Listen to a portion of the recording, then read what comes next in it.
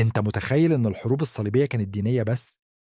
لأ، وركّز معايا، لإنك هتسمع دلوقتي 3 أسرار عن الحروب دي ما حدش بيقول لك عليهم.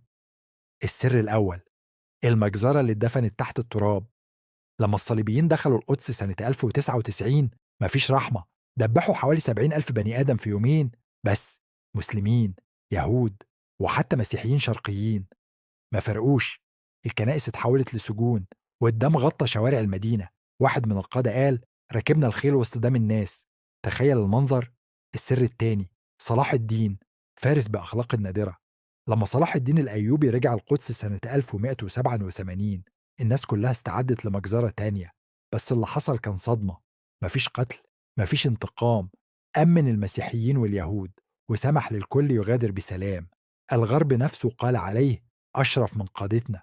لو وصلت لحد هنا فأنت من القليلين اللي بيدوروا على الحقيقة.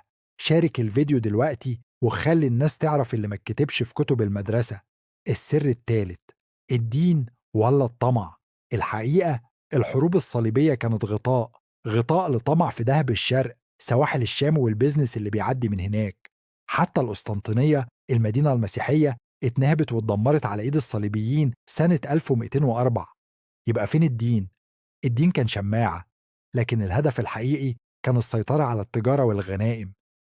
الحروب دي كانت بداية استعمار طويل، مغلف بكلام عن الدين، لكن مليان أطماع، مجازر وخيانة.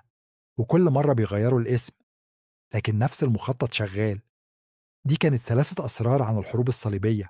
ولو عايز تعرف أكتر عن تاريخك الحقيقي، اعمل اشتراك وخلينا نكمل مع بعض كشف الأسرار المدفونة.